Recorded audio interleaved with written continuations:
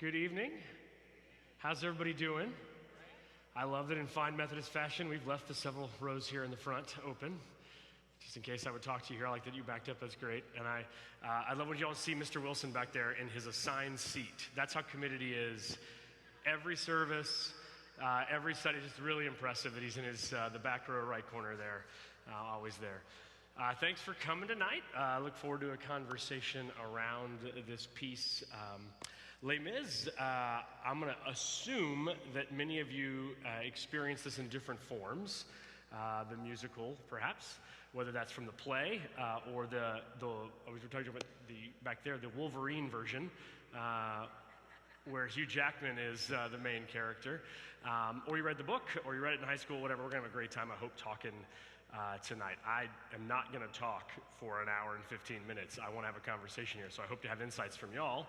I have some things that mean a ton to me from this book that I want to share, either from the characters or the timeline. I think we'll pray, and then I'll talk a little bit about why we do this, and then I want to set the kind of, context, a little background information around the composition of the book and the kind of plot setting, and then we'll jump into some character and other gospel sort of insights. That works for everybody? Awesome. Let's pray. Lord, I thank you for a gathering of folks in the middle of July on a day that felt wonderful. It's amazing, Lord, when 92 feels like a grace, but today felt great outside. May your grace so surround us that the weather doesn't determine our joy. Our circumstances don't determine our hope. But would you use this time to expand our vision of you and of the gospel lived, of grace received, and of joy proclaimed. It's in Jesus' name we pray. Amen. So one of the things I want to say is why we do things like this, why I think it's probably worthy of our time. Obviously, it's maybe entertaining to read great works or watch great musicals or plays. But I do think that there's a case to be made that we have some work to do as Christian people in the modern moment in our disposition and connection to art. So historically, the church saw itself as a patron and a cultivator and a supporter of art. The modern moment doesn't totally seem to fully embrace that. And if they do embrace art, then the art is particularly Christian. It's labeled Christian, like this is a Christian piece of music or a Christian movie, which is an interesting notion, right? It means that we're ascribing to something like words, notes on a page, words on a text, film that is recorded, a belief system. Like, does the film follow Jesus? Does the musical notes have a faith in Christ? Does the book itself? Well, I don't know about that. So, and I would say oftentimes it means some type of branding, commercialization of that label. So into that, I think the church, we have a opportunity to think about art in a different way. And I heard some very bright people here recently talking about it and thought that was a great way to frame it. In that lots of times artists at their best give us imaginative and metaphorical therapy. That is, they exceed our limited capacity to conceive of how truth might be expressed, and in so doing, give us more tools to express things that are real, that are true about God or about the world, about ourselves. So I whether it's kind of a piece of literature, obviously Victor Hugo's work's been celebrated by a lot of folks, or a more modern moment, like I've done evenings like this on The Hunger Games, which I don't know holds up against Les Mis as a piece of art, but it does give us a chance to talk about how we as people of faith encounter that, what it makes us think, how it relates to things that are gospel, how it relates to things that are not gospel or counter-gospel type things. So it doesn't mean that when we pick a text like this, Great Divorce last month was pretty on the nose as far as Lewis is talking about an allegorical story related to Christian gospel and how heaven and earth and hell are related. Here we have a book that talks about God some, a story that God comes up in, but isn't necessarily about that, although it certainly suggests it at times. And so that's my hope in these kind of conversations, and we'll continue to do these throughout. Alyssa, our communications person who's in the booth, we've talked about having some of these around different cultural conversations and ongoing deals that might be interesting, maybe even pop culture discussions, and not just great kind of literature, but also maybe shows that are coming on. If you're into Netflix and Stranger Things, and a discussion of how we hear faith elements come out and things like that. So look for that coming up in the future. All right, for this work in particular, Victor Hugo's novel is written in the late 19th century, so 1800s, 1860-ish, I think it gets there. The U.S. obviously was in the middle of a civil war at that point, or at least beginning it as he writes this.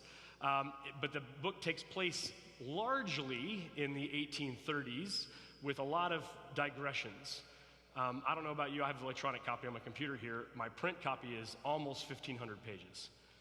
And in those 1,500 pages, I believe the greatest 800-page novel is trapped.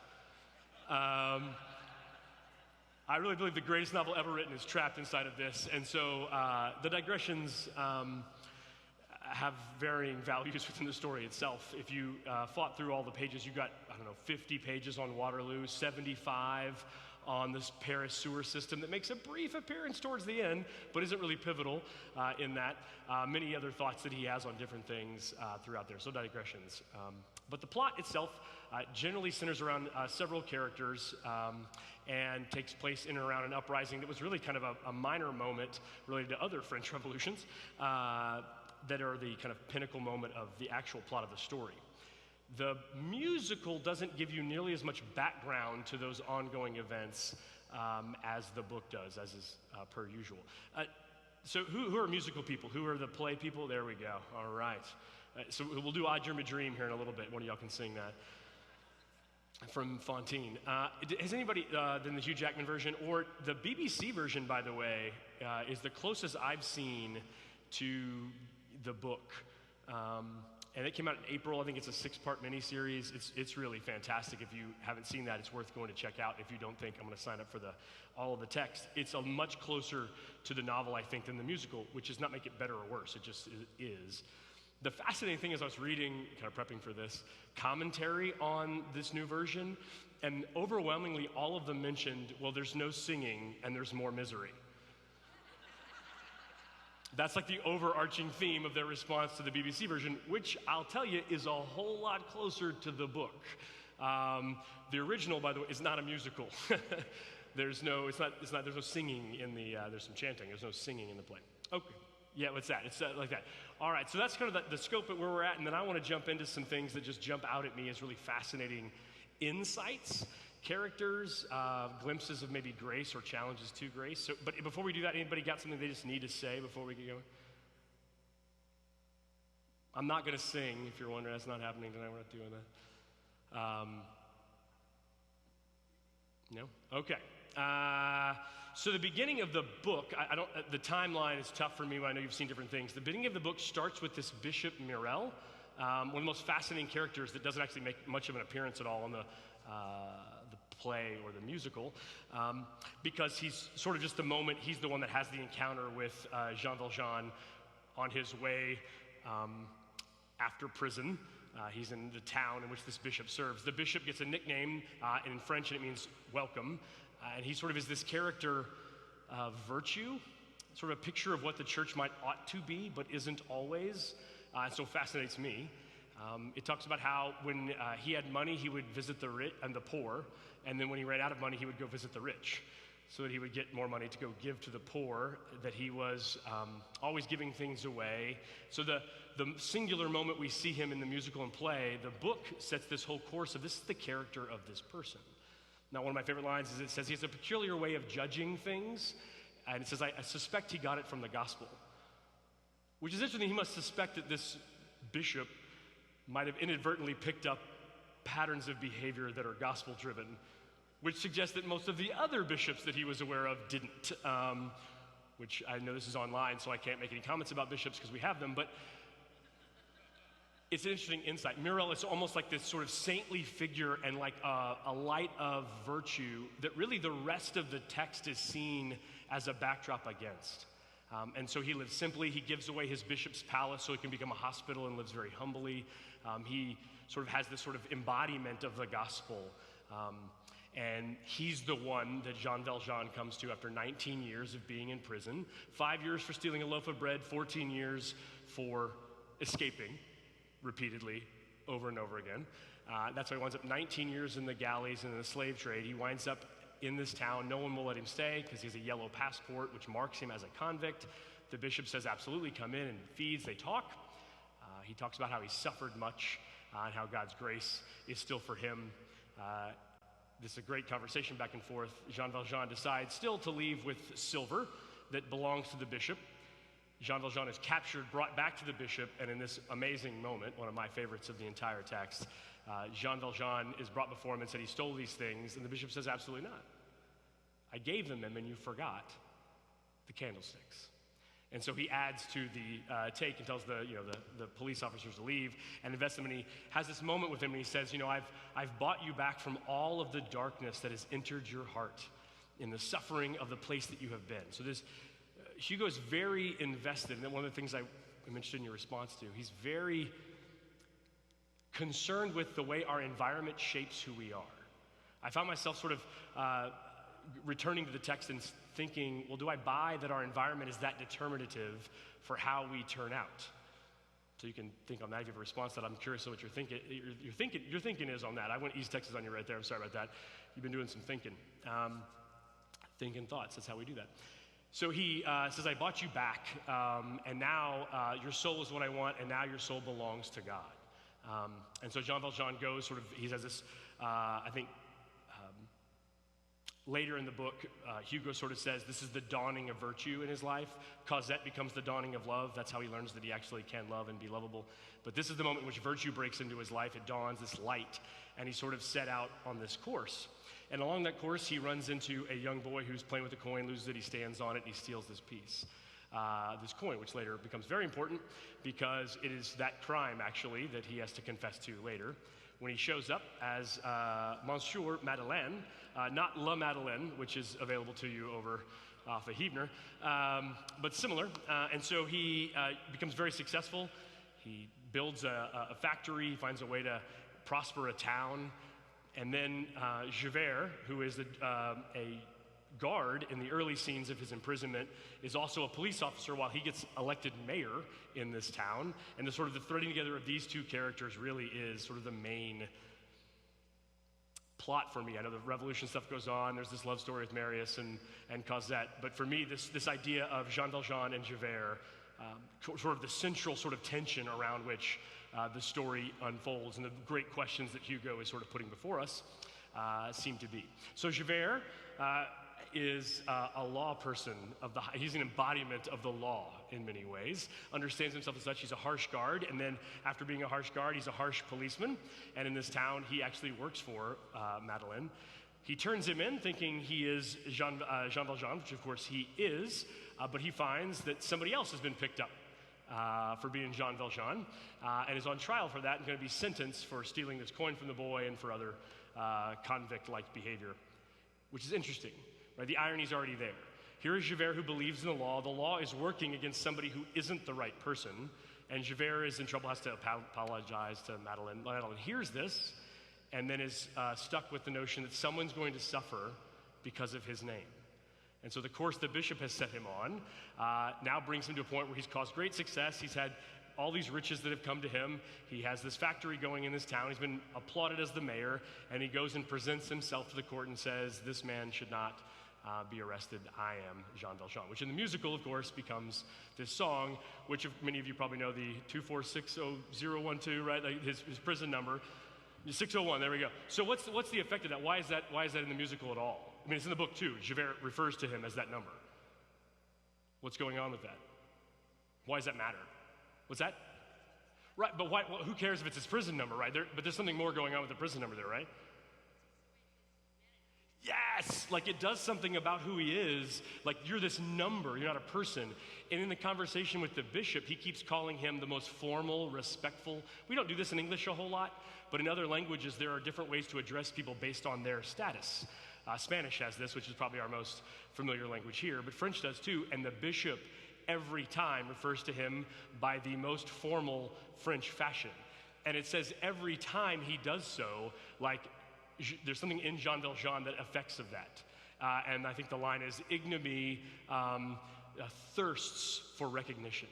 Those who have been sort of discarded and valued less, any sign that they are seen and appreciated. I mean, think about that in our own lives, right? The people who don't feel seen, respected, or heard suddenly are, and the effect that has.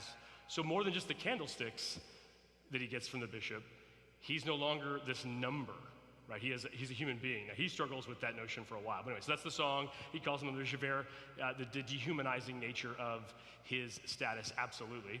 So he's back in prison. Several different feats of strength happen. Apparently, he would have been great at Festivus. Remember Festivus from Seinfeld? Feats of strength, very, very strong. He's always lifting carts and doing things. He saves a sailor. They think he should release him. They don't. He falls in the water, think he's dead, but he's not. He comes back to life. At this point, Fantine has entered the story. I know where does she come in the musical? She comes with the child. Is she already? Help me. I don't know. How does she show up? Does she show up like the factory? She's working there. Okay. So, and she loses the job. She's there working. In the book, you get a whole lot more backstory on how she wound up there. So Felix is this guy, along with other sort of rich country people French, who come to Paris to study, have trysts, try to church it up a little bit, and then leave. That's very much what happens. And one of the things Hugo is talking about in the book is the effect of this on women is disproportionate to the way it's affecting men, which I'm glad we fixed that. That never happens today. Maybe not. But that's one of the things he's really concerned with, the effect on women of the way in which these things that seem harmless, good, fun, boys being boys to these landed gentry of the country who come into Paris for these adventures and then go back to their fathers and marry the people their parents tell them to. Well, Fantine's caught up in that. That's who Cosette is a product of with Felix. And then she's looking for her only capacity. Her Thénardier, is that fine for pronunciation for her? The sort of the evil couple, which the Hugh Jackman musical makes almost funny. Like, they are so amusing and perfect at it, they're almost entertaining. I will say there's nothing entertaining about them in the book. They are loathsome. They're like, it's almost queasy thinking about the way that those characters are. And so I find them fascinating too. So he is the one who is grave robbing in the Battle of Waterloo, which is why we get all of these stories of Waterloo, winds up awakening, but not really helping the father of who becomes Marius, our love interest for Cosette later.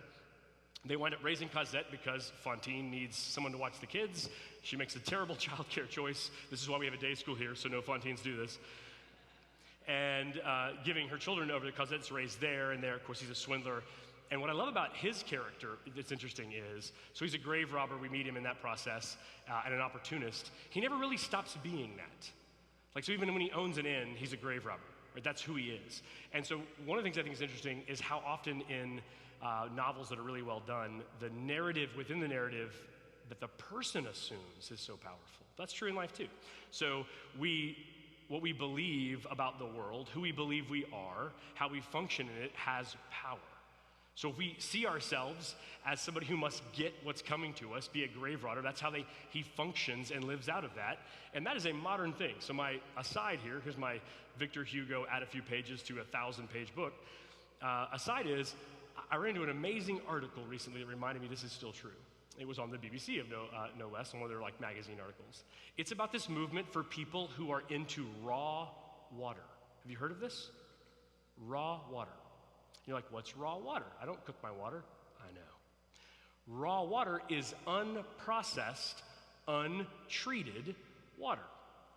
Why would somebody want unprocessed, untreated water? They clearly didn't play Oregon Trail when they were in elementary school like I did, because when you get diphtheria, you lose. Typhoid and other things that have generally been eradicated. This is in London. They find these wells that come from the ground untreated.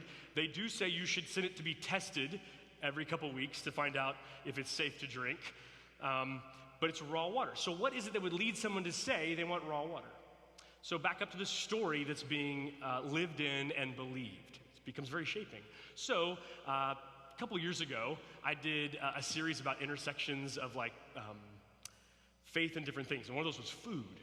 And I gotta tell you that the internet takes you to amazing places in people and their ideas about food. Right? People don't eat vegan, they are vegan. People don't eat primal, they live primal or paleo.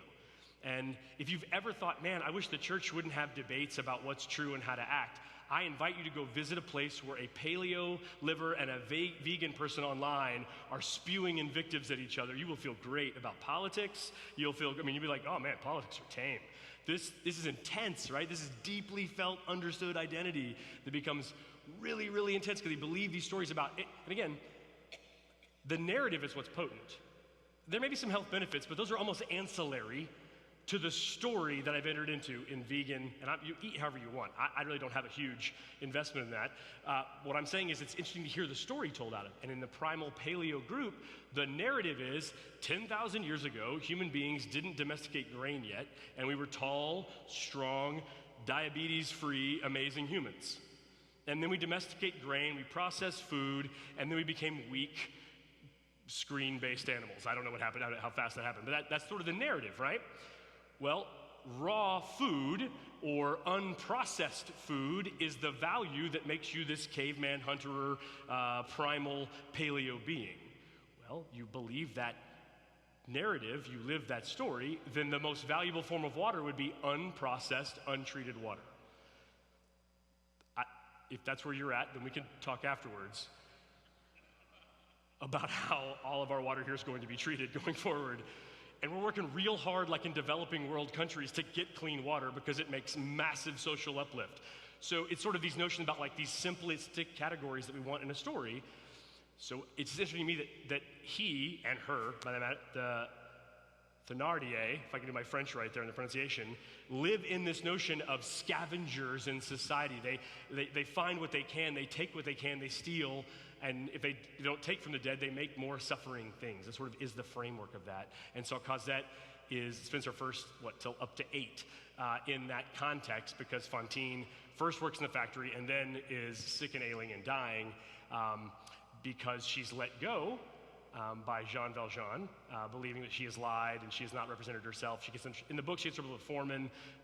All the films handle it a little bit differently, but and so she's out on her without any recourse, and so she sells her hair, sells her teeth, and then sells the rest of herself. It's not good, but that's sort of biblical, right? Genesis 38. Have the checks right? You know about Tamar and Judah? Oh, it's a great story. So Judah has a couple sons. In fact, he has 3. And Judah, this is of, the Bible fame, Judah, as in lion of. Judah has these sons. The first one's married to Tamar, he dies. The second one's married to Tamar, he dies. And by Jewish law, the third, his youngest son, should marry Tamar and maintain the family lineage and properly institute that kind of covering on her life and protect her. Judah sort of says, hey, let's talk about this later. I'm not so sure it's a great idea. I don't know if it's because he thinks she's killing the men. We don't have that backstory. But he doesn't want to do it. I think he thinks, we've done enough for her. He doesn't take care of that duty. Well, she's isolated now. She doesn't have a connection to family unit. Remember, in the ancient Near East, women had their identity and their protection and their economic sustenance came from being connected to family, which is why, by the way, the Bible's very concerned about widows and orphans who both lack those things. So Tamar decides to take matters into her own hand. She, goes fancy like the Reba McEntire song, and that landed for 4 of you. Awesome. If we do Les Mis, I get to do Reba a little bit, all right? I'm just saying, I give you culture and I go Reba. That's what happens. So Fancy's a song about, a woman fixing up her young daughter to go out and entertain gentlemen. So Tamar gets dressed up, gets on the side of the road. Judah's going to sell some sheep or something, comes back, sees her, takes her to be a prostitute, doesn't have cash, so gives to her some signs of his identity that he will make promise due, basically, on the exchange. She becomes pregnant. She is brought before Judah, who is the head of the household, which means he's judge, jury, and executioner. And they say, look, she's with child. She's defiled the family name. She's not currently married because both people have died that she was married to. So she's been doing things she shouldn't do. And they say, okay, bring her out. We're going to stone her. She's going to die. And then Tamar produces the items that Judah gave her. These are the items of the man who has put me in this state. And Judah says, let her go, she is more righteous than I.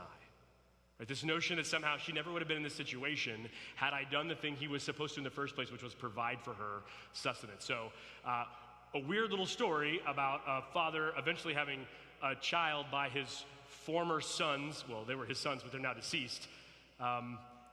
And then eventually the line goes forward through that line, which is bizarre. And this is why, and there's no political statement here going on, but when people tell me that they're for biblical family values, I say you're going to be very specific about the families you mean, because there's a couple in there that I am not going to endorse. I think I'm with you. I think I agree with what you're saying, but not that. So I say to say this idea that somehow when society, or when in traditional cultures, men didn't do the thing they were supposed to do, the consequence of that failure of duty wasn't always felt, or largely wasn't felt, on Felix or Judah, this unique story where it comes back to Judah. On them, it was on the weaker, unsupported, unknown, unheard woman who was caught up in that story. So Hugo's on pretty good terms, even biblical terms, in this notion. Fantine does die. Jean Valjean tries. He's caught up in the criminal case, that second one, when this goes on, unable to save her, whether it could have happened or not, when he discovers that his own factory has put her in this situation. Saves her from Javert, who is Javert comes as the form of the law to arrest her because she has responded violently to somebody who has been cruel to her in her current state. And which is, in the Gospels, this is one of the things that I love about this book. It does the same thing the Gospels do, especially the Gospel of John. All through the Gospel of John, it is this sort of like everybody's coming to put Jesus on trial. All the questions keep coming to Jesus. Who are you? By what authority? How are you doing these things? How dare you? Whatever your kind of value of that is, and how do you keep doing these things? You're on trial, you're on trial, you're on trial. But the truth is, John's using that to invert the trial and say, the world is being revealed as it truly is in what Jesus has done. The world is what's on trial.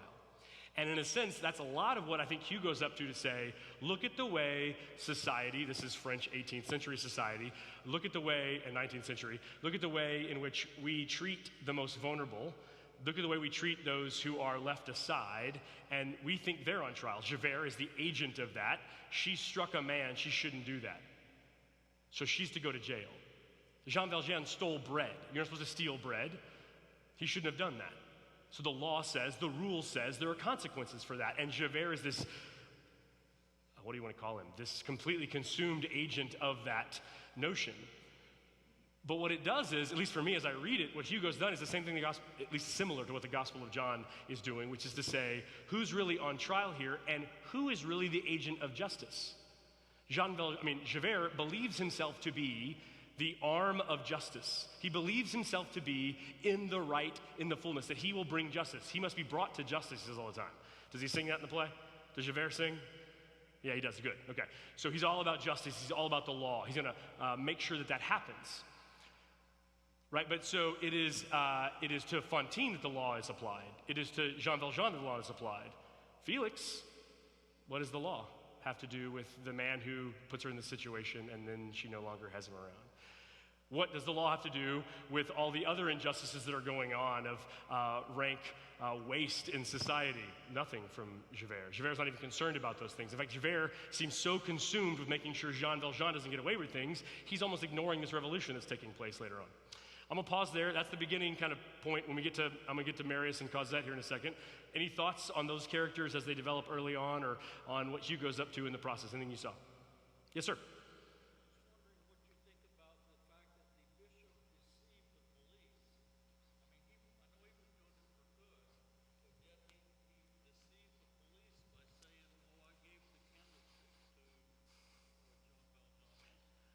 So his question is, what do you want to know what I think of, or what we think of? Probably I. What we think of the fact that this bishop, who is saintly, deceives the police. The nun does later, too, in the book. That there's a nun that when Jean Valjean escapes the second time, after they think he's dead, Javert comes looking for him in the house. There's a light on. The nun lies twice, which is this huge moment. She's not supposed to lie, right? Nuns are generally, I think, speaking, not authorized to be lying. And the bishop doesn't. What do we think of that? Thoughts on that? Yes, sir.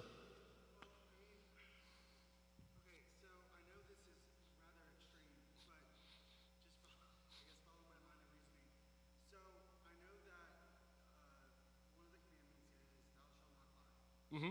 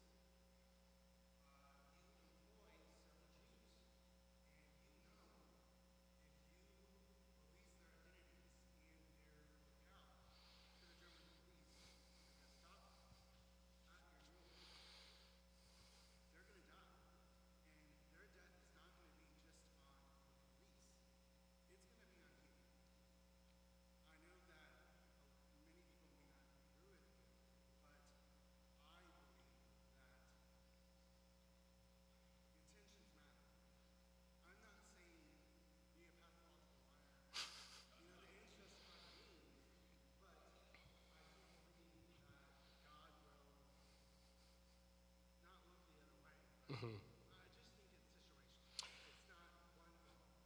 Right, so the discourse here, and honestly, this is a very popular question in sort of like philosophy courses, a pretty famous philosophical discourse on this, like supposed right to lie for philanthropic means, meaning, and they lots of times it goes to a Nazi situation, and Bonhoeffer in particular it's not a hypothetical, that's literally what he's dealing with when he's thinking in terms of like whether or not an action that would normally be prescribed is now called for. So he's a pacifist that partakes in a plot to kill Hitler.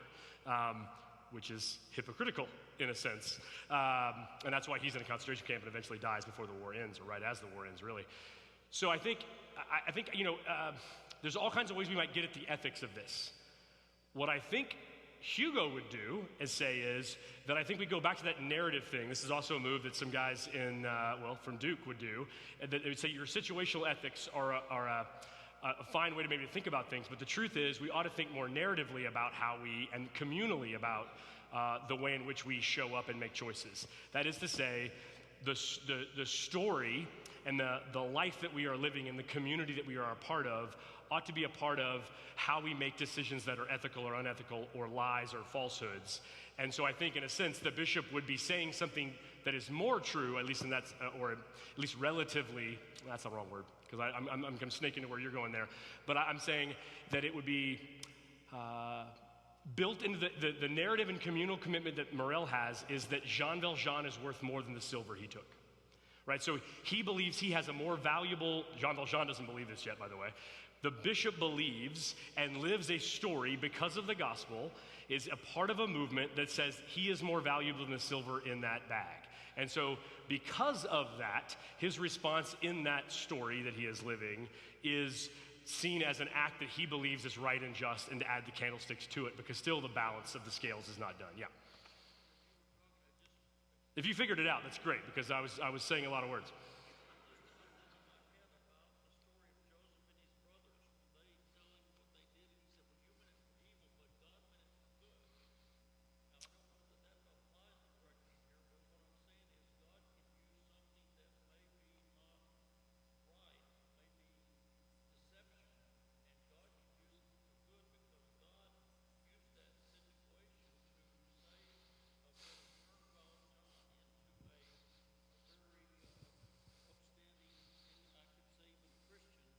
Oh, yeah. So the Joseph and his brothers who winds up in Egypt, they meant it for ill, but God used it for good. That's absolutely right. God can take the back end of a lie, the back end of tragedy of any kind, and bring about all kinds of redemptive good. Right? Romans 8 says that all things work together for good for those who love the Lord. Not all things are good, but all things work together for good for those who love the Lord. Is a really important thing. But that doesn't mean that we use that as validation of our choices.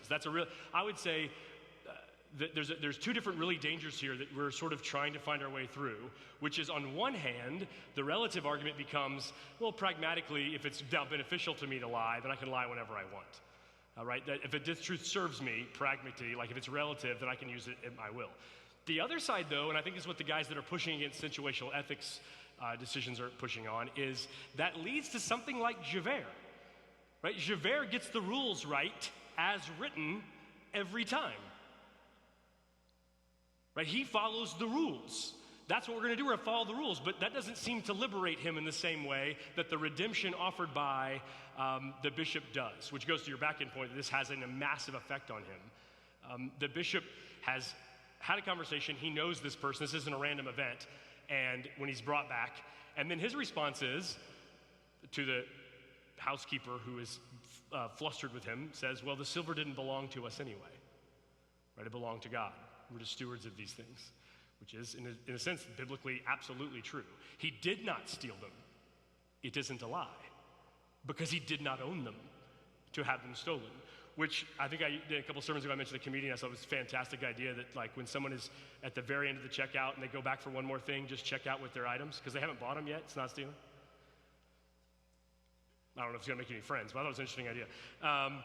That like they just collected them for you and you paid for them, right? So that's sort of maybe where if he wants like an out on that, he's basically not lying because they don't belong to him. He's on the edge of it though, because I don't know, and I don't know if he wants to thread that needle. I don't know if he'd care that he was, because the greater truth is this person is more valuable than the silver. And your Nazi example maybe relate to what he thinks. The way society functions around criminality of this sort is so broken in scale and justice, then the more just thing to do is to take responsibility and avoid the consequence for Jean Valjean in that moment.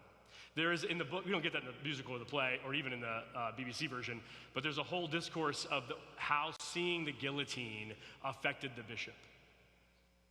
Right, so the French were pretty efficient at the death penalty, especially the French Revolution very broadly, enthusiastically. And then on the people who started it, they used it on them too, like it got out of hand. And I will say Hugo is far more, I won't say optimistic. He is far more positive about the French Revolution than I am and then what it produced and made possible, but that's probably a French prerogative.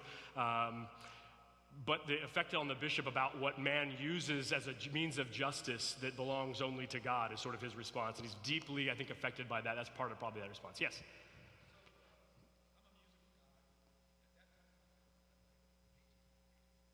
Yeah.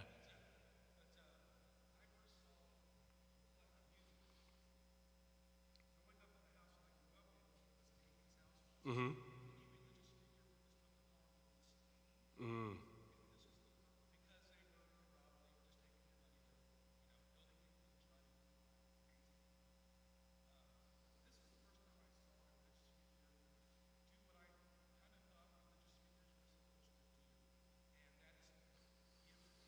Yep.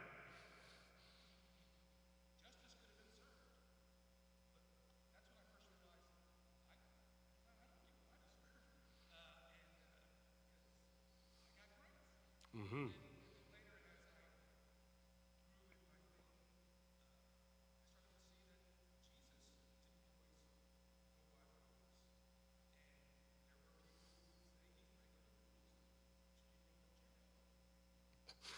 Several people said that, yes.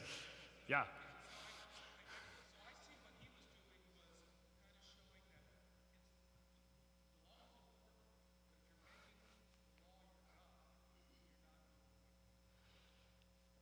Yeah, you said a lot there. I mean, even beyond one, I think you talked about the power of coming from a household. I mean, reframe it. I know we've talked a little bit, so I know your story. But so coming from a household in which was an atheistic household, that religious figures and people were seen completely negatively and derisively, correct? So to run into, again, this is what artists can do sometimes, a portrait of someone that challenges our concepts, whether that's this or anything else, can have value. Even if we wind up disagreeing with the portrait that's given, it does allow us to think differently, and that's something of a gift, I think. And so this is your encounter with someone who does what you think, maybe in the back of your mind, well, wait a second, why does anybody do this if it's all so bad? Here's this kernel of good that maybe is so big of a kernel that expands the whole thing. And so he does the thing that you think. And then you said, let me see if I can say it right, that there's something about the law that has value, and yet when it becomes the principal God of your existence, it fails. There's a lot that we could do in that, and I think there's a lot that Hugo's playing with that's very much what Jesus' mission's about. So not in Hugo's day so much, but in ours, the rules, at least in the formal sense, are not being pushed by a lot of people. I know there's a few maybe accountants in here that say, well, absolutely, we do it, IRS, but yeah, maybe. I would say the dominant ethos that we encounter as far as what makes life good and valued and like well lived is that you follow the truth about yourself. So you follow your heart. Listen to the radio on the way home. And my guess is before you arrive at wherever your house is, you'll hear 2 or 3 songs, at least one, if not all of them, will be about how you should follow your heart. And that's the true sense in life that you're supposed to do. Not what Jesus said, but that's the gospel of today. The other sort of swing, and this goes to like the danger we said earlier, the other swing is, well, then the solution is to follow the rules. And oftentimes, seeing the danger of following a heart, the response of Pharisees and of Christians in their like has been to try to enforce the rules. Well, Fontaine, if she just followed the rules better, never would have been where she was gotten in any trouble. She couldn't have been debauched, which, by the way, is an awesomely terrible verb. It's just great. I mean, in every sense, it's great and awful that she was debauched, right? And so if she just followed the rules, like if we just enforced the rules, this is Javert. If we just forced the rules, then we wouldn't have these problems. If everybody followed the rules, it would work out. It would be okay. The problem with that is following the rules don't actually take us, at least biblically and gospel-wise, to where we want to go. And so many of you who've done Bible study with me know where I'm going now, because my sort of antidote to that is to take everybody bowling, and that the law in the Old Testament and the rules themselves are beneficial. Jesus doesn't say the law should be erased, he says I've come to fulfill it. Now you're right that Jesus' fulfillment of that expands the notion of what those laws might mean, sometimes in intensity, sometimes in scope, sometimes stretching to include more people. But the law itself isn't erased because the law is like the gutters which are protected by the bumpers, right? You've been bowling and you have the gutters. If you go with a child, this is how you go bowling. And if you go bowling with me, they have bumpers which keep your ball from going in the gutter. The mistake is what you just said, is believing that the point of the game is to avoid the ball going in the gutter. That life's entire aim is to not fall off the side. The point of the game is to knock down the pins. The gutters make that easier, absolutely. That's not wrong, it's still true. Following the basic rules of social interchange has benefits, but isn't the point of the game. Isn't the point of the game. And that's where I think people can misread the gospel in many ways. We can too. We can go the Javert way, the Pharisee way, or we can completely get lost in the experience or the heart and believe that the purity of the human soul will lead us true every time. The problem is, and this is something we see in the book as well, the heart of human beings is a broken compass. And so when we try to follow our hearts, we get lost all over the place. Fontaine was following her heart, and she winds up in a very rough situation. Jesus doesn't say follow your heart, he says follow me. That will remake our hearts, and then as our hearts get oriented to what true north is, then we can follow this true compass within us. But that takes time, work, dedication, and sanctification we don't have to go into now. But I do think you're exactly scratching it where the book, the play, the musical, whatever, is in fact threading. Yeah, thoughts? Was that a hand? Phil, you want in? Was that you want? I couldn't. No, okay, just waving at me. How you doing? Yes, sir, Mr. Smith.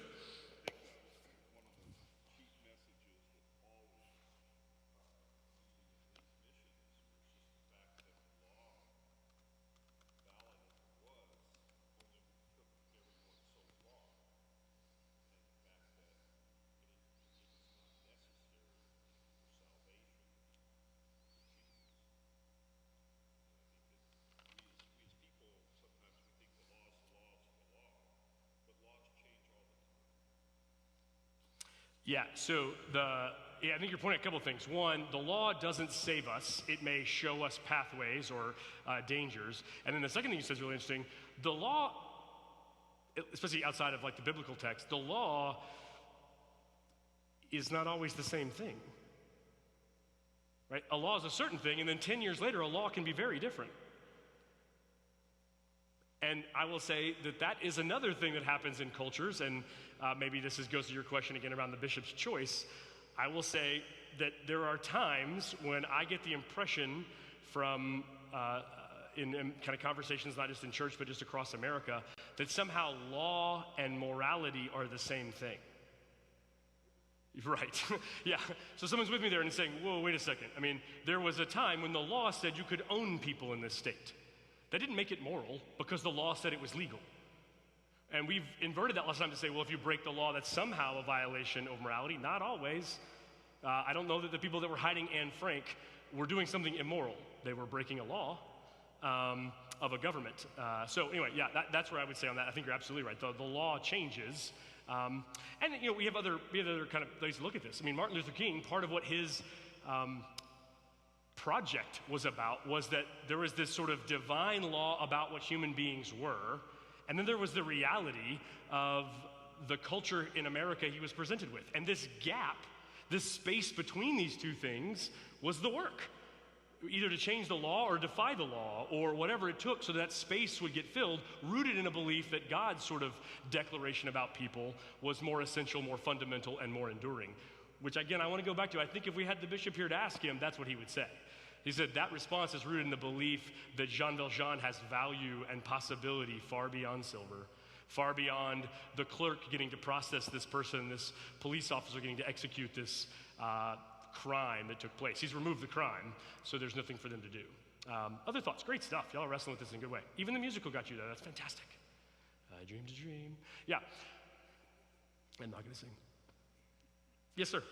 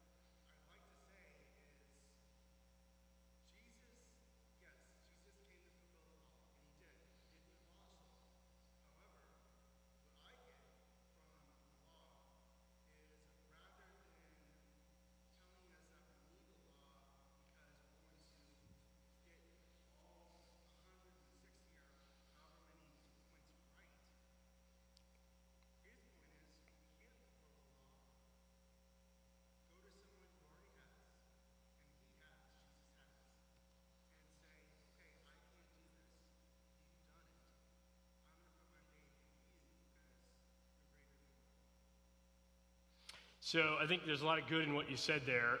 One, that, and I want to distinguish between like civil law, particularly modern, and biblical law as far as what Jesus is talking about. I don't know that he came to fulfill the law of Chavano Park, though I don't recommend speeding on days of Allah. Not that you could now with the construction, but I think that there is absolutely there is benefit to fitting within those things.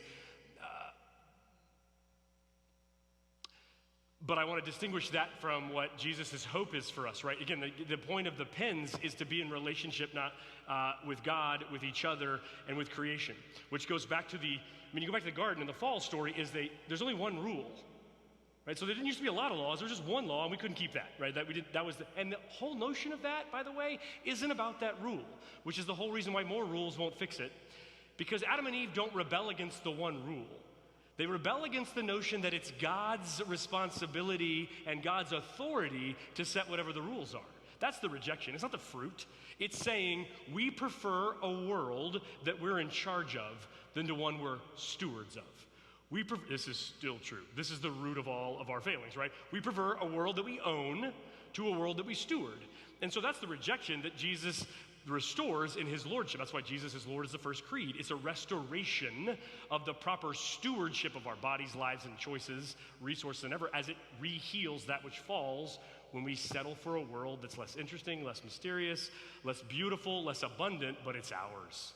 We make that trade all the time. And so I think absolutely, there's lots of cool stuff going on there. The story shifts further, and then there's the introduction of the sort of storyline around Marius, his family. He has a grandfather, doesn't talk to him anymore. Grandfather's a royalist. Dad was with Bonaparte, and he is the son of this. He gets in a fight with his grandfather. They're alienated for years. He's a law student. Hangs out kind of like in a South Austin coffee shop. Gets around some revolutionaries, right? There's students that are thinking and talking about these ideas. They're really into this, and they're sort of connecting to this unrest of the workers. He sort of is tangentially connected to this group, and so he's caught up in what becomes the revolutionary moment. Briefly, it doesn't last very long, over a couple of days. And as French revolutions go, this was not a big one. They've had several, but Marius is caught up in that. Marius is introduced to us earlier. We could see him develop in the book, but in the musical, where does he show up? In the park, probably, huh? Being pretty in the park? Yeah. And then there's the whole kind of, they get to see each other, and apparently they're both very pretty, and they like that. This is new for young people to think this, I think. And eventually, it takes some time, but they start passing notes. There's the poor, unfortunate, just Epony, I'm going to say her name wrong. Epony? All right. I think EpiPen messes me up for some reason, but Epony is this sort of tragic other kind of character that's sort of around and involved. But Marius is certainly completely taken with Cosette, who's now grown-ish, and so they are infatuated with each other, completely enamored. And eventually this becomes clear to Jean Valjean, who has raised Cosette. Since she was 8, they've grown together. And as I said earlier, the bishop moment is huge for him, but Cosette is almost as important, if not more so. So much so that Hugo sort of says, and he's the writer of the novel, and he says, we might ask whether or not, had Cosette not come, that Jean Valjean would have fallen back into a very different life. Even that the bishop had done what he had done, it would not have been enough unless Cosette had come and the dawn not only of virtue and the possibility of something good in life, but also something to love.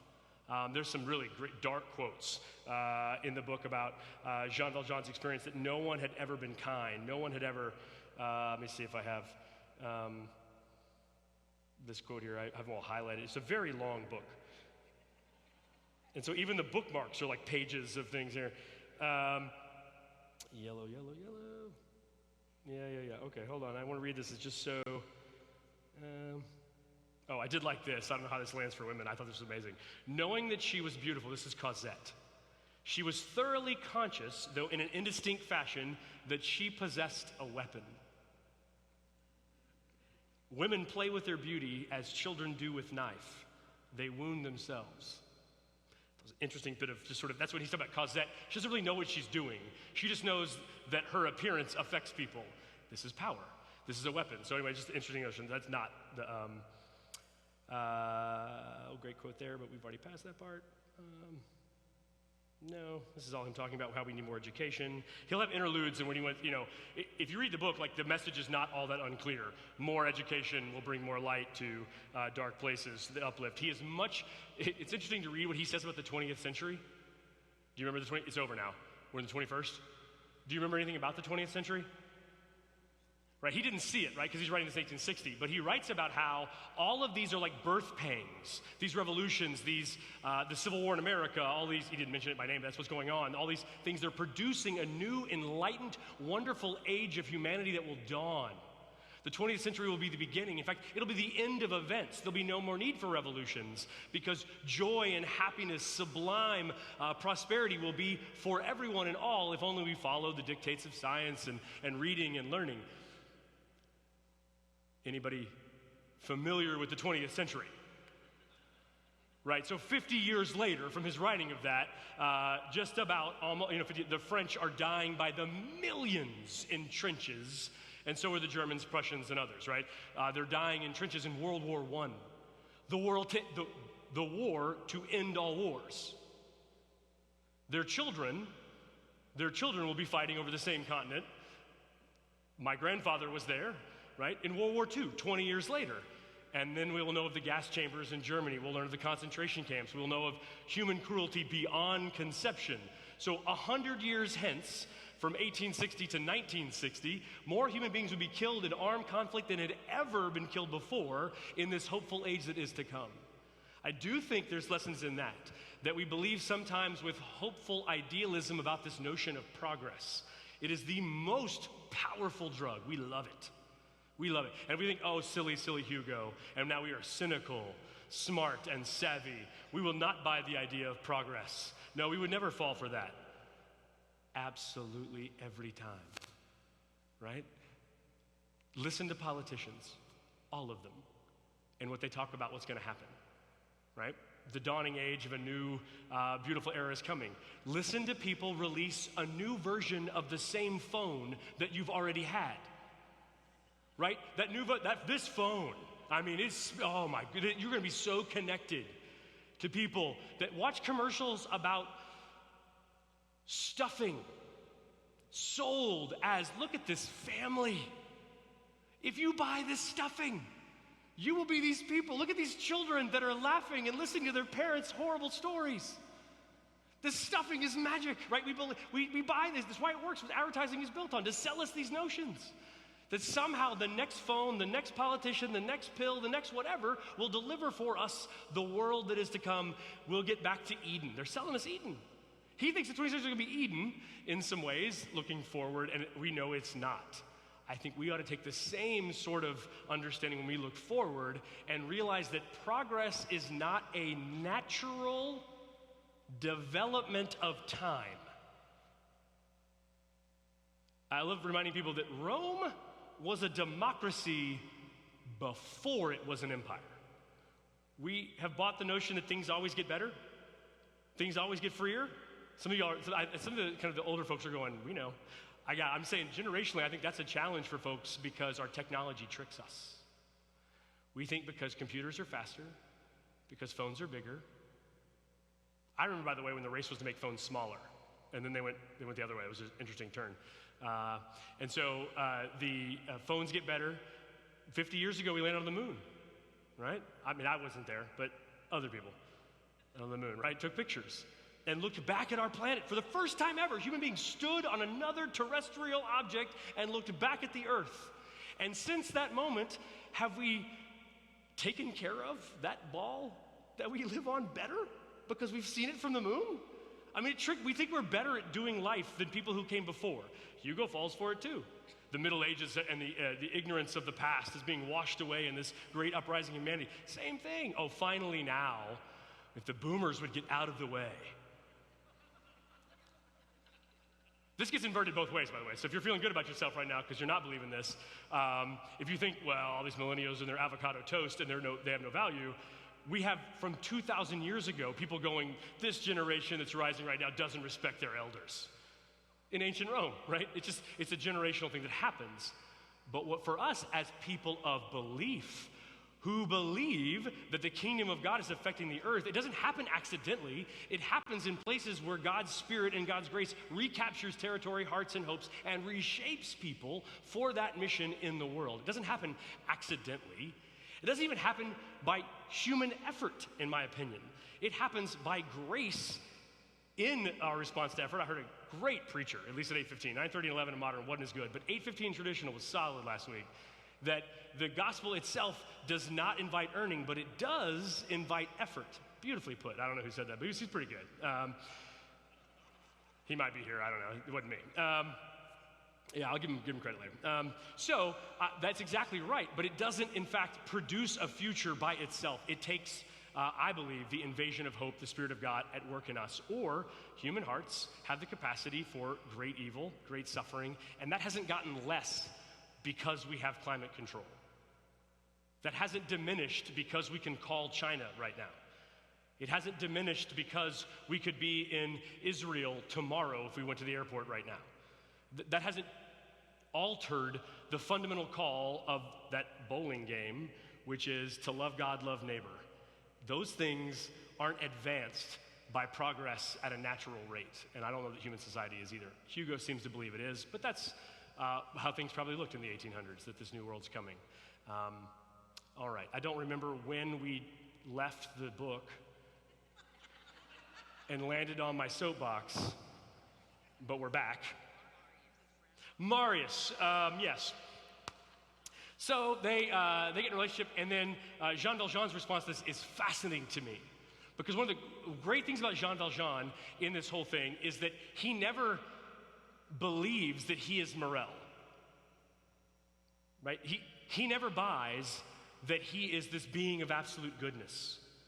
I don't know how you feel with him in the musical, or the movie itself, but in the book, he is always sort of aware that in some sense he did steal the bread. Now, 19 years is ridiculous. I mean, I think it's ridiculous. Maybe you think that's exactly right. Quit stealing bread. It sounds a little harsh to me. He doesn't think himself innocent, which I love, right? Because oftentimes what we think is redemption is erasing brokenness. That's not true. It's redeeming brokenness, not erasing. It's invading brokenness. And because of his awareness of failing, he never falls like Javert does to the absolute belief that he couldn't be wrong. He wonders if he's right, which sane people do. Right? I have people in my office say, I don't know, maybe I'm going crazy. I'm like, well, that's the first sign that you're not. Right? If you are, you never ask. You just do the thing that you are locked in on doing. That oftentimes, even just thinking about that is a very sane response. Struggling with whether or not I'm doing the right thing is a healthy response. There's a humility in understanding our guilt. And yet, awareness of redemption frees guilty people to be a part of goodness in the world. So this is to me why Jean Valjean is so fascinating, because he comes to understand what's happening with Marius and Cosette. And the text is unequivocal. Do you remember what his emotional response to Marius is? It's more than doesn't like him. This is not like the second time I picked up Holly for a date at her parents' house, like Rick and his buddies were cleaning guns. It's not that. That was a message, I got it. But I mean, this is beyond that. He hates Marius. Hates him. Not a thing we talk about much, and maybe we should. Anybody here know about hate? We talk about love all the time in the church. Right? Love this, love that, oh, it's love, God of love, it's all love. Anybody here know about hate? Hate's real. It's intense. Hate almost has a taste. It has a weight. Has a profoundness to it. It is an intense response to other. Hate. He hates Marius. And why? Why does he hate Marius? The only thing that has ever been love in his life. Not even the bishop was a real relationship, right? The bishop showed him a grace, and then he leaves. Cosette is the reason that he believes life has purpose. This is love. And Marius has taken that in every way. Not only because Cosette prefers him, but Cosette's love is now for him. And I realize that love doesn't work that way, but he doesn't know that. Right? This is part of his continued development. And here's what's amazing about him. He realizes he hates him, he hates Marius, and that's when he goes to the barricade to get him. Ooh. That's potent stuff. Why? Because he still loves Cosette. The hate for Marius is not stronger than his love for Cosette, and so he knows for her happiness, he chooses to do the very thing that cuts him off from all that he cherishes. He thinks he's going to die that he might live in every way. It's pretty good. It's pretty good. It's dark, but it's pretty good. So he goes, they have the battle, and they sing, the color of angry men, the whole thing, with the French stuff, and does the Gervais, I don't know how to say his name, Gavroche, is he in the musical in the play?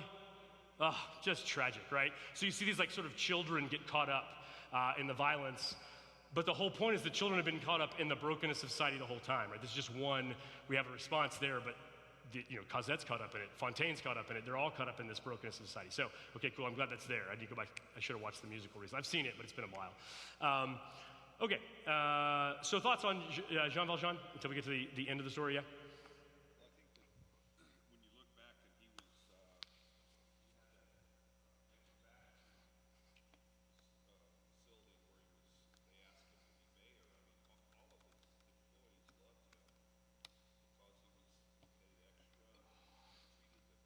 Right.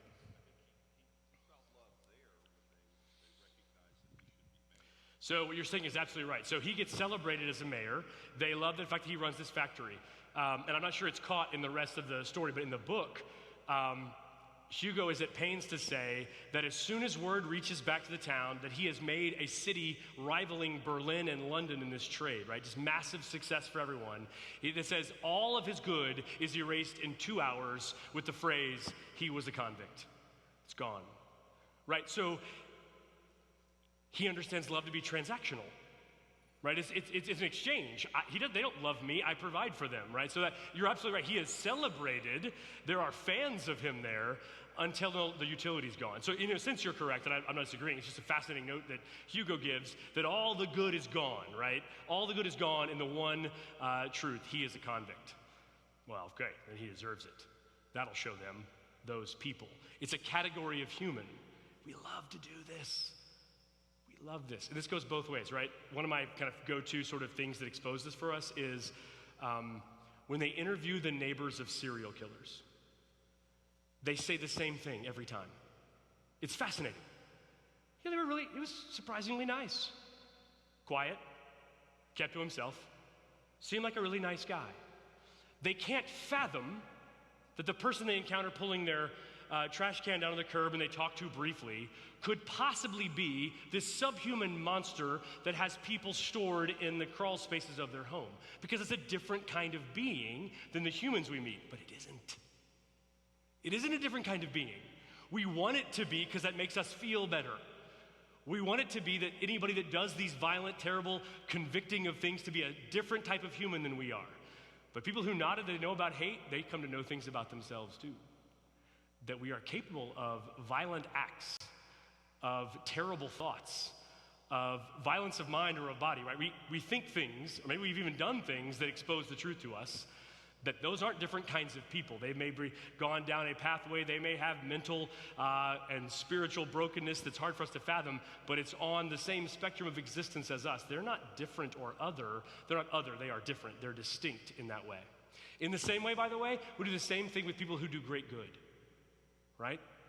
Mother Teresa is spoken of as if she fell off a spaceship from somewhere else. Well, of course, she would go and wash the feet of the lepers in Calcutta because she was Mother Teresa, because that's a different type of person, right? We call them saints so that we can keep them from having, to challenge the way we live our lives. So we separate these categories of people. It makes us feel better. It makes me feel better. I don't know why you watch the news. I want to know what's going on, but also I want to be like, well, I'm not as bad as those people. I don't do that all the time. But it's possible to get caught up in that and feeling better about ourselves, a relative judgment against that which we see, because then we can judge other people based on the worst moment of their lives. We judge ourselves based on our intention to be decent most of the time. By the way, it works the other way. Social media does this. People judge the current ongoings of their life based on the highlights of everybody else's. Right? So if it looks like everybody's always on the beach, or if you're friends with Al Whaley, always on a cruise, and they're living their best life, and you're staring at your computer and wondering when work's going to be over, there is a space that gets created, and that has all kinds of pretty consistently negative effects. The more time spent on social media almost always shows a decline in understanding of self-worth and value of your own life and the journey you're living. Dissatisfaction comes from comparing our ordinary days to people's highlights. In the same way, we got to be careful in comparing our ordinary days to the worst examples and the worst moments of people's lives. Bill Buckner is my favorite example of this. You know Bill Buckner? Right? Ball goes through his legs, and the Red Sox don't win the World Series. They eventually, I don't want to spoil it, but later they did. But at that point, they hadn't for a very long time. And everybody who hears the name Bill Buckner knows that he's the guy that missed the grounder that would have ended it. That's who Bill Buckner is. Except that isn't true. It isn't who Bill Buckner is. That's what happened to Bill Buckner on one day in one game that in the scope of eternity doesn't really matter. But that's what we do. We take those moments and define people. He was a convict. So I think it's an interesting notion about that. Jean Valjean, one of the great, I think, fictional characters of all time, because he is flawed. He's not perfect. And yet, there is this great good that happens within him, and that is encouraging. I don't know about you, encouraging to me. So he goes, and he's there at the battle of sorts. Javert, of course, because their lives are intertwined in so many ways, is there as well, has been outed by Gravash. I gotta tell you, when I read French and Russian novels, I just shorten the names to like names of people that I hung out with, like Brothers K, I don't ever say the real names, like you gotta make up different names, because it's exhausting to keep track of. So little G is what I would call him. But anyway, you know how I read these things. My French is bad. Y'all are probably more cultured than I am. So he outs him, that's a cop, because he's had dealings with cops, like Javert, and him in particular. So he's taken prisoner. They keep him for a while. They're eventually, when they realize this is not going to end well, the city has not risen with us, they're going to kill him. And Jean Valjean asked for the courtesy to have the favor of killing him. Of course, Javert thinks this is exactly what Jean Valjean is going to do, because Jean Valjean is a convict, and convicts are cruel, terrible, awful, beastly people. And what does Jean Valjean do? Lets him go. And what does that do to Javert? It breaks him. It literally, he has no categories for understanding what just took place. The story he's living is shattered.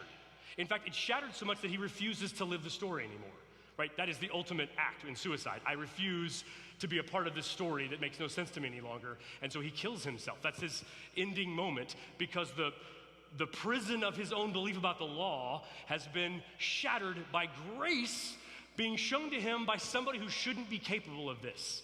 How is this man superior to me? That's what, he cannot make sense of that. So and I think in some of them you see him talking that the boy he has saved, is he special to you? Do you love him? Is that why you're here? You're here to save? Is he precious to you? And Jean Valjean tells him the truth. No, quite the opposite. Marius is his least favorite human on the planet right now. Javert's probably pretty close. But he's there for that, and it just explodes Javert's understanding. He cannot understand it. He cannot understand it, and so he cannot live. He cannot make sense of the world he's presented by the grace, which in some sense is the same kind of moment that Jean Valjean has with the bishop. But their response is fundamentally different. Right? The opportunity is the same. Javert could have that moment and realize that his enforcement of the law isn't really exhaustive of what justice, mercy, and redemption looks like. He could have that moment and he could walk the French countryside thinking about, what does this mean for my life going forward? This story now opens before me. Shall I be great like the bishop, or shall I fall below all men? These sort of mental things that Jean Valjean goes on. Javert could do the same thing, but doesn't. Javert refuses to face the challenge of the redemptive moment that he's encountering, which in many ways is exactly what the New Testament says. That when this Jesus thing shows up, people either get so transformed by it that new life breaks into them from that moment and lasts forever, or they turn against it with violence and kill it. John's gospel. Jesus is in Bethany.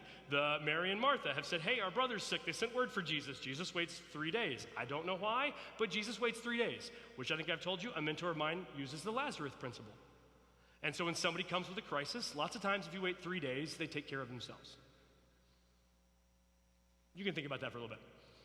He waits 3 days and Lazarus is dead. That's how it took care of itself. I was like, that's not the best mentoring example I ever got from him. But anyway, he had some other good stuff. And so Jesus shows up, and there's this great scene where I think Mary runs out to see him first. Martha's back doing the dishes, as Martha does. Mary runs out, and they have this conversation. And she says, if you'd been here, oh, do we know that? God, if you had been here, right? Jesus, if you'd been here, Lazarus would not have died. Whew.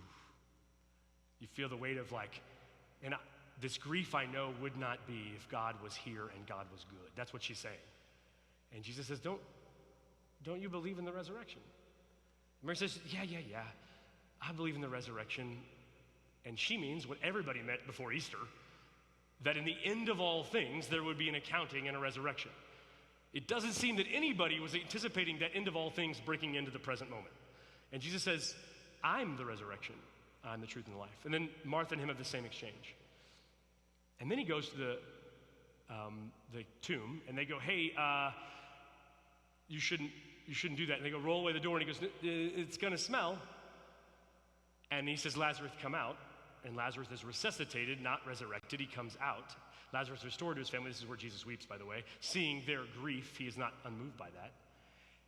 And Jesus comes, and his words and his declaration about being the life, the resurrection for everyone, foreshadowing that in what he does to Lazarus, it is that moment in John's gospel when all these opponents that have been arguing with him and are mad about him decide, here is the man that we must kill.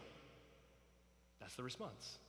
Here is this invasion of life, and for some reason, it seems over and over again, some response is, this cannot live. It must be killed. And I think in some sense that's what Javert does, and the way to do that in that moment for him is to kill himself. Just tragic in a lot of ways, a lot of tragic characters. So he saves Marius, carries him through the sewers, which, the 75 pages, if you fought through all the Parisian sewer stuff that he tells you, pays off. Because you have a depth of understanding of what's going on underneath subterranean Paris. Yeah, right. Really, if I say it's a sewer, I think you've got it, but Hugo wants to make sure you know. And I do think, as obvious, there's always these metaphors and symbols, right? The subterranean junk underneath the city, right? The waste that's sitting underneath us is certainly bubbling up into the streets here, right? In this notion. So he carries him away, they're covering this. He runs into who else? Thénardier, right? Who thinks he's killed this kid as an escaping. And so, I don't know how they handle it in the musical, but he tears off a piece of his coat in the book so he would be able to prove who this person was one day, so he'd have a leverage. He's always looking for grave robbing. And so that becomes really important later. And so he gets the kid back. Marius and Cosette are restored to each other. That is all very compressed because we're out of songs, I guess, at that point in the musical and even in the movie. But there's quite a bit of time that passes before Marius and Cosette realize that while Jean Valjean has told Marius the truth about his past and stayed away from the family, when they realize that Thénardier comes and says, I want to tell you a story about this guy you thought was good. Here's this coat of the guy he killed. And that's when Marius knows that he was the one that saved him that day. And there's a great line where he says, and I think the movie, the most recent one version, uses it when he says, you have come to condemn a man, to crush his name, and you have clothed him in glory. Right? Because the story releases, I get a little emotional, the story releases him to understand that this person he has now kept his wife now from is in fact, the best person that he has been encountering in this whole story. And they go and have this final scene with him, which is right before he dies. Right? He's all great. That was a spoiler alert. I should have told you. There's me spoilers here. Jean Valjean dies. He's old and gray and whatever, but he's lived apart. He lived in back at the convent or whatever, staying away.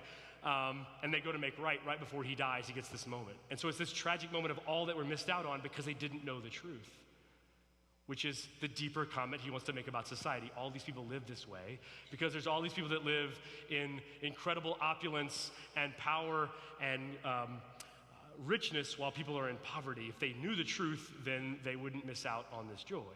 If we knew the truth about ourselves and about grace and about redemption, then we wouldn't miss out on who we are. Javert misses out on the story. And so these sort of threads that go through, I think, are beautifully woven and very textured, and it's, again, 2 times too long, but it's beautiful. And that's pretty much the end of the story. And so thoughts, comments, questions, concerns, other things that you saw as we have about 10 minutes or so left. Yes, ma'am. Jane.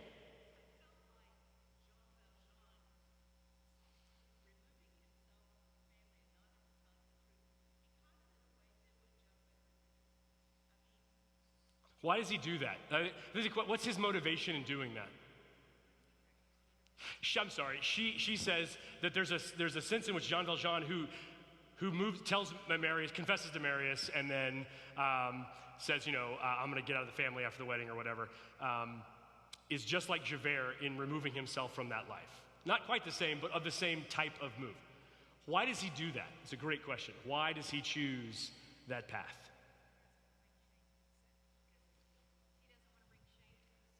He doesn't want to bring shame because that's absolutely right.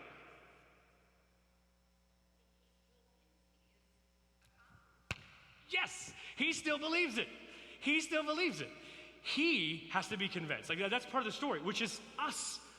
Who are we in this story? In the narrative story that we're talking about, the ethics in which we live. He has to believe it. And so often, especially for church people who have met Jesus, you've hung out here, you would never say to Jean Valjean, you are a convict. I don't think I'm not going to, a couple of you might, but most of you would never do this. You would never say you're the worst mistake you've ever made.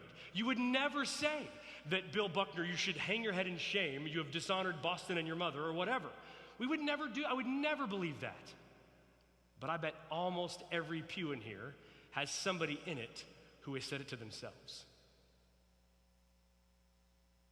Never would we say it to somebody else. And yet somehow, the voice that speaks inside of our heads allows it to be addressed to us. Man, if they really knew you, they wouldn't love you. Right?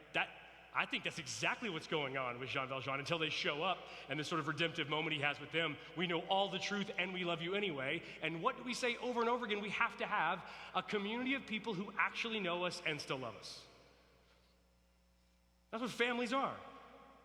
That actually know us, healthy ones, actually know us and love us anyway. And that's what he doesn't have. And the truth is, while he's had a dawning of virtue in the bishop, a dawning of love in Cosette, the completeness of his self-understanding, he is wrestling with the whole way. He's going to go with Javert to be a convict because he thinks, in some sense, that's where I belong. I did steal the bread. And he keeps the candlesticks to remember the bishop. What else does he keep the whole time? To the very end, he has it on him. What's that? The coin. The coin he stole from the boy. The candlesticks and the coin. Here is grace offered, here is the coin. Which one am I? Am I the one worthy of the candlesticks and what the bishop did for me, or am I the one that stood on a coin and took it from a boy? And I think he goes because on some level he believes he's the one that took the coin.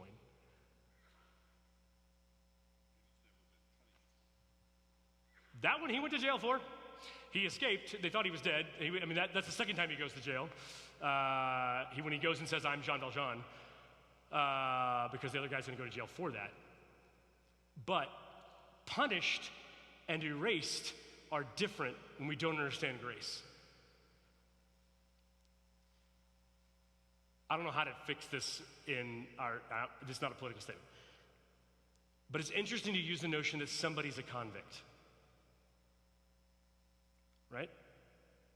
If you've done Kairos ministry, or you've been around prisons, or on the back end of trying to help people on the other side of a prison stint, that's still around. And so like the notion that somebody can, and then if all the other avenues are closed to them, I think Hugo and we might ask, what other options are out there if you can't get a job because your passport's yellow? And that's a metaphor. It's literal in the French thing. We don't change color. I don't think do we change the color of passports of people? They get them. You can't leave the country sometimes if you have certain convictions. Can't vote, depending on what your conviction has been, right? And so it's just interesting. And then we self-do that to ourselves around moral issues all the time. I think it's a very present, I think that's why they keep remaking the story. And it still works. It is not 18th century France. But the story still works, doesn't it, right? Because there's this internal thing about human beings struggling with this before God and each other.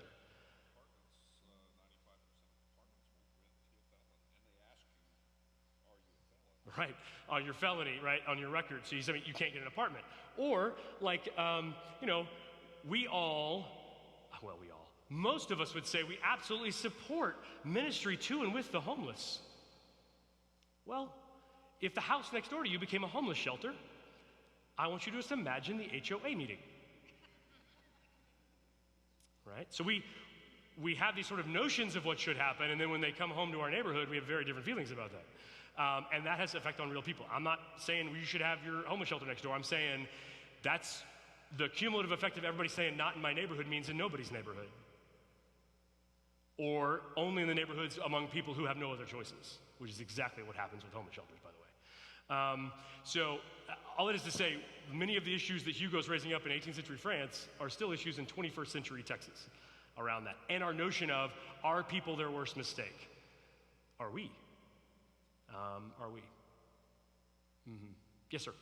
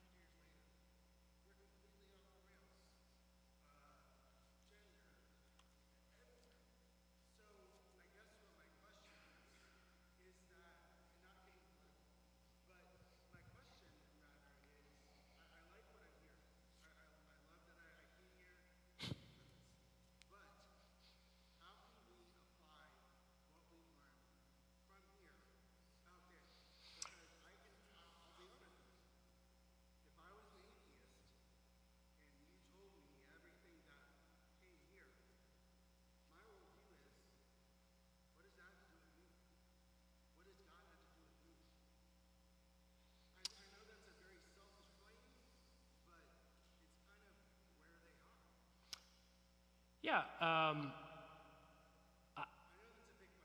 Right.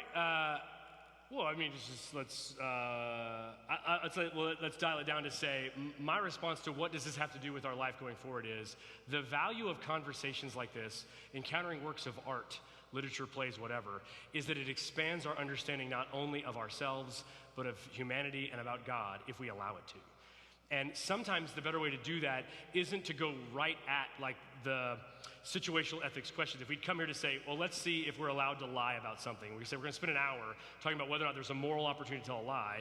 It's far more powerful to engage in stories that invite us to think in terms of our own journeys, grace and truth and all that. And it's messy and hard and beautiful and wonderful. And I would say part of what we do is we live lives and tell stories and point to truth in beautiful and multiple and messy and hard ways.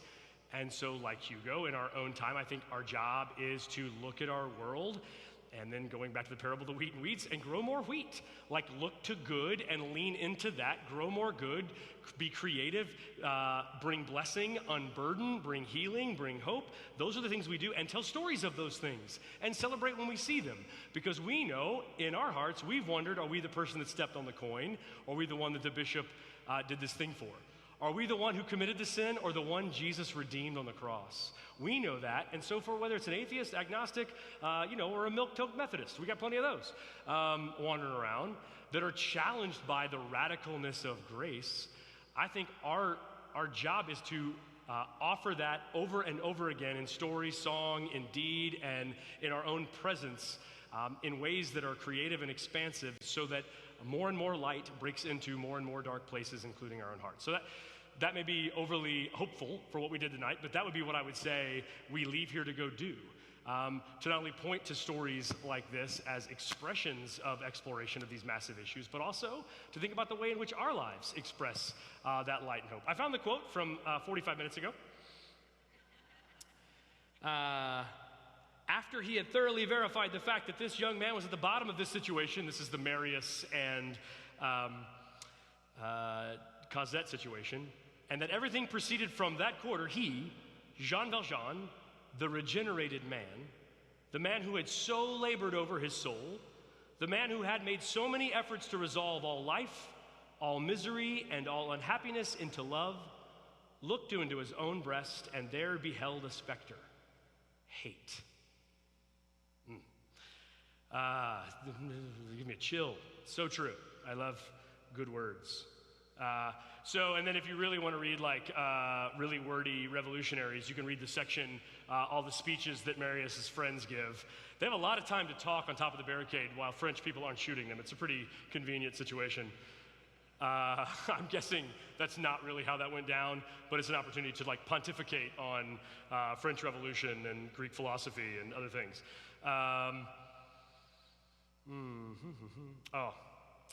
So without himself set or let loose from the bounds of what they are intended to do, that do all kinds of havoc. Right? This is A Brave New World. Right? That's the book. Another book we could read together. Right? 1984 was about how Big Brother was watching and controlling you, and all the things that we fear are what's wrong with the world. A Brave New World said it's all the things that we desire that are wrecking the world. Right? All the things that seem good and shiny on the surface, and at least on the surface might in fact be good, and if they were in their proper context, are good. But taken from that place are no longer. So the good that should be Javert, one who cares about the rule of law and justice, breaks loose of the bounds of its intended arc, divinely oriented if we want that, and does great harm and damage, and he becomes the face of evil, of good. Right? Anyway, layers of that I think is just so lovely. I wanted to have those quotes earlier, but it's too long of a book, and it's hard to track. What else you got? So we can, any thoughts you want to make sure gets said? Anything we didn't talk about? Here's the probity, sincerity, candor, conviction, the sense of duty are things which may become hideous when wrongly directed, but which, even when hideous, remain grand. Their majesty, the majesty peculiar to the human conscience, clings to them in the midst of the horror. They are virtues which have one vice, error. He's pretty good at writing. And apparently wrote it in French, which is even harder, I think. For me, at least. This is a ridiculous joke, yeah. Any other thoughts you guys have? This is super fun for me. I hope it's a great way to spend the summer for y'all. I highly recommend, if you're not up for the book, if you've only seen the musical, find the BBC version. If you're up for it, 6 episodes, a little bit over an hour apiece. Pretty well done. Maybe our conversation will elicit some angles of vision on that. I don't know. Anything else you guys want to share or talk about?